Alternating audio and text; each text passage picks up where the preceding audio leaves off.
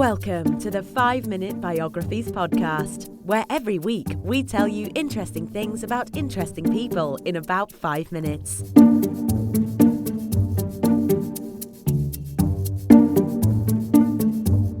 And now here is your host, Wayne Armstrong. Hi, I'm Wayne Armstrong. Welcome to the 5-Minute Biographies podcast, episode 9, H.G. Wells. H.G. Wells was an English author whose literary career began in the late 19th century and lasted nearly until his death in 1946. He was considered one of the most prescient of thinkers and writers, and his list of hits and misses is impressive. Consider some of these predictions. He envisioned that trains and cars would result in the dispersion of populations from the cities to the suburbs. He anticipated the sexual revolution, the development of a European Union, the defeat of German militarism, genetic engineering, biological warfare, the atomic bomb, and the moon landing. Wells also anticipated a number of technological inventions that we now take for granted, including heat rays, lasers, wireless wrist intercoms, a precursor to cell phones, automatic doors, escalators and walk belts, armoured vehicles, and tanks. Despite his amazing imaginative foresight, Wells wasn't infallible. He also anticipated some events and developments that either have not occurred or occurred in timeframes far different from his expectations. Wells believed that air travel and use of airplanes in warfare was viable but would occur at a much later date. He also thought that submarines would do nothing more than suffocate their crews and founder at sea.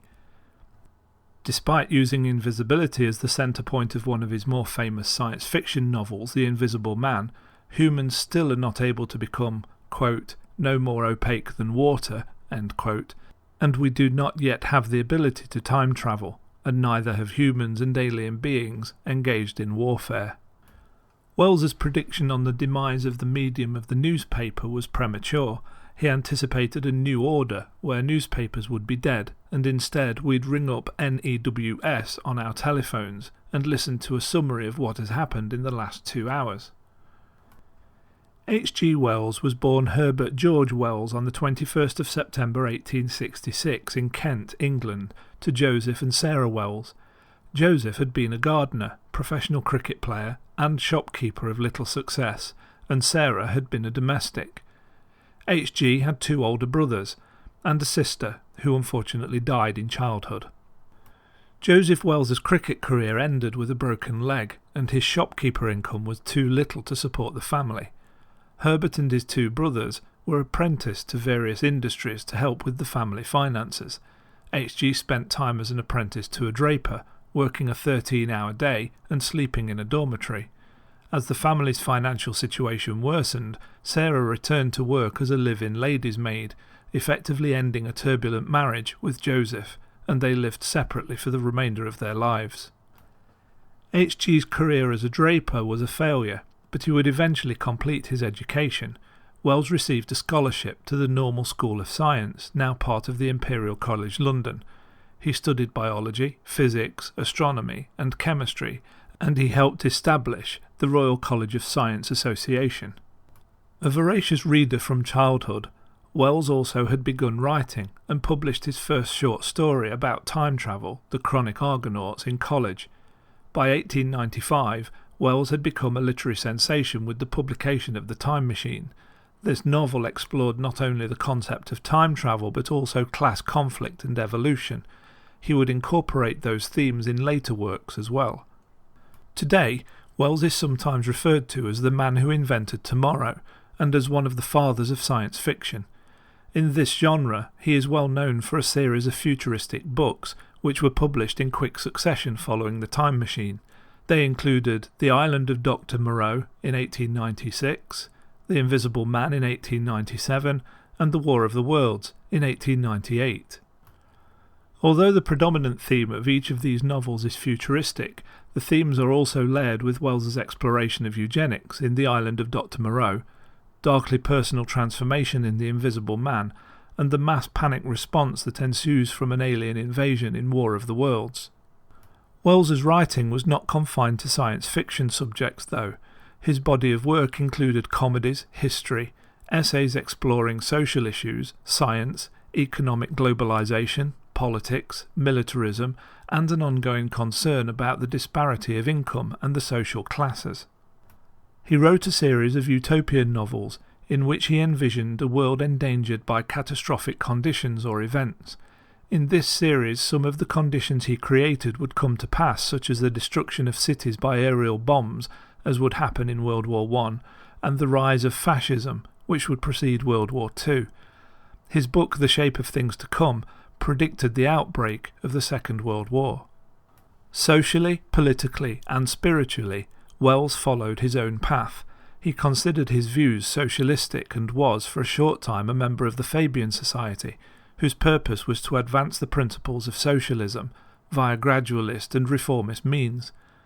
Wells also ran unsuccessfully as a Labour Party candidate in 1922 and 1923.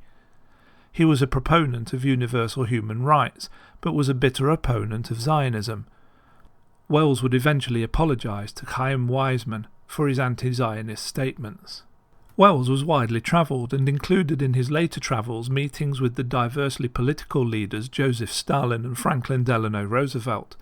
He wrote about religion and his concept of God not based upon the traditional religions of the world.